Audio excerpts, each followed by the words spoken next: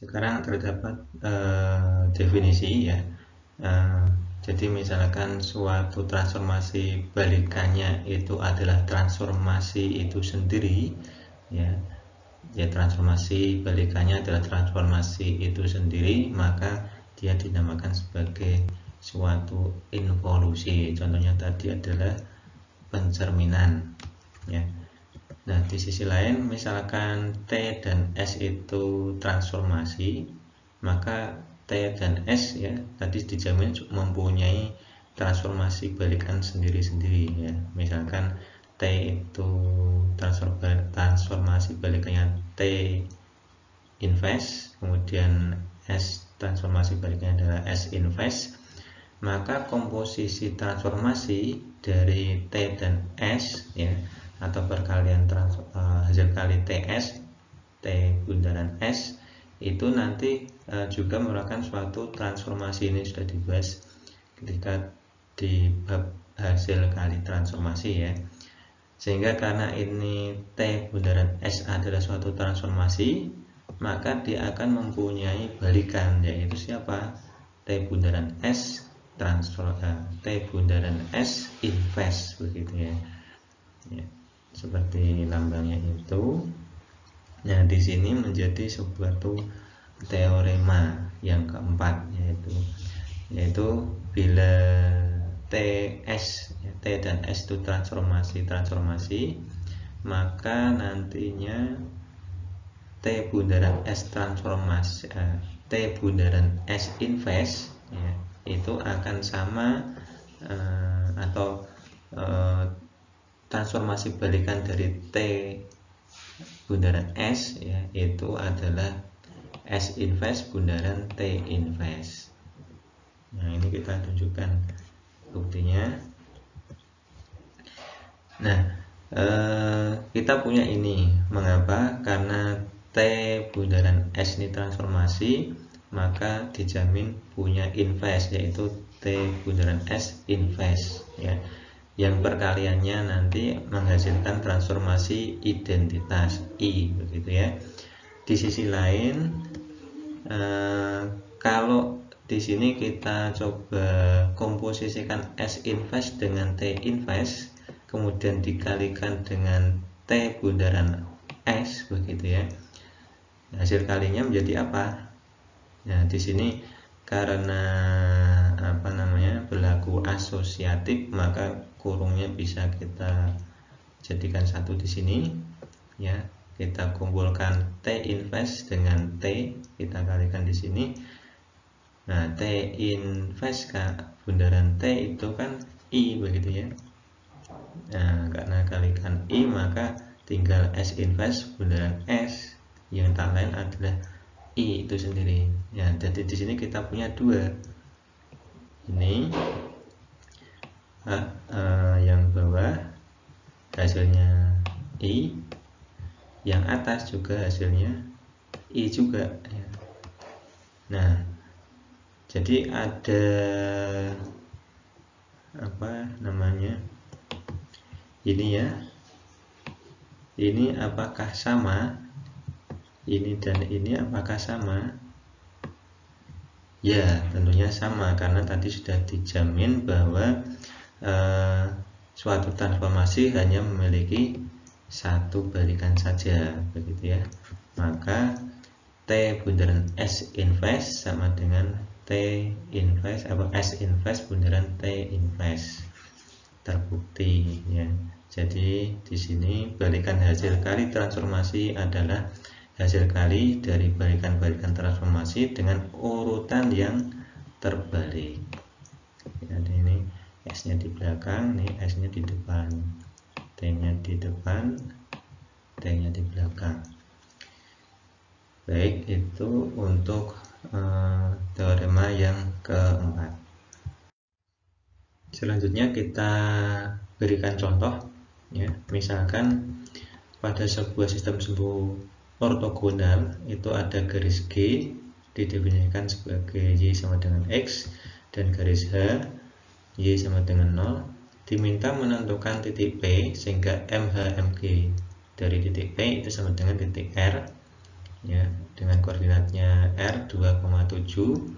Penyelesaiannya kita misalkan P-nya X, Y, ya, maka kita peroleh berturut-turut ini dari yang diketahui. Nah, kedua ruas kita kalikan dengan invest dari MG, yaitu MG invest kali MH invest, ya, sebagaimana teorema tadi. Ya, ini kita kalikan ini, maka ya, karena ini ruas kirinya, ini kan investnya, maka di sini menjadi identitas, maka identitas P adalah titik P sendiri, sedangkan ruas kanan masih tetap begitu ya, sehingga di sini MG invest kali MH invest dari R, yang tidak lain adalah MG invest dari MH invest R. Nah, kita bisa masukkan tadi R-nya 2,7, MH invest itu tidak lain adalah MH sendiri. Ya, ini tadi dari teorema, sehingga kita bisa masukkan MH invest R itu MH R, ya, sehingga di sini 2,-7 ya, 2,-7.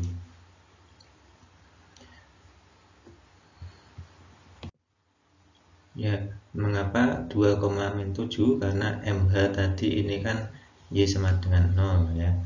Y sama dengan 0, kalau kita tuliskan misalkan ini simbol Y, ini simbol X, Y sama dengan 0 kan ini simbol X begitu ya. Ya, ini simbol Y. Y sama dengan 0 kan simbol X. 2,7 kan berada kira-kira di sini. Ini kan X, simbol X ini kan sama dengan H, garis H. Maka ini titik R-nya, maka R aksennya kan berarti kira-kira di sini 2,-7 begitu ya. Nah, selanjutnya kita peroleh bahwa tadi titik P itu MG invest kali MH invest dari R, ya. MH invest itu M sama dengan MH, ya, sehingga tadi MH invest R kita bisa masukkan 2,-7 ya, sehingga hasilnya tinggal MG invest 2,-7. Nah, kita juga tahu bahwa pencerminan MG invest itu sama dengan MG sendiri ya, sehingga ini kan garisnya G itu Y sama dengan X begitu ya, kan di sini Y sama dengan X itu kan kira-kira di sini. Ini garis G. Nah, ini R aksen begitu ya, R aksen ini kan dicerminkan terhadap garis G,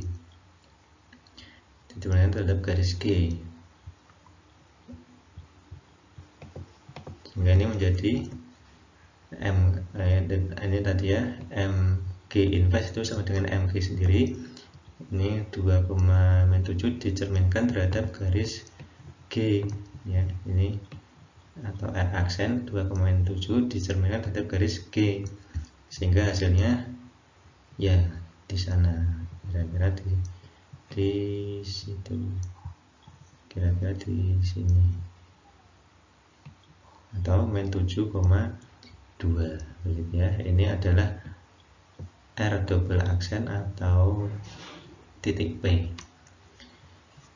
Baik, itu contoh dari penggunaan beberapa teorema jadi kita temukan titik P nya adalah min 7,2. Baik, selanjutnya silahkan Anda bisa diskusikan beberapa masalah yang berada di bahan ajar. Terima kasih, kurang lebihnya mohon maaf. Wassalamualaikum warahmatullahi wabarakatuh.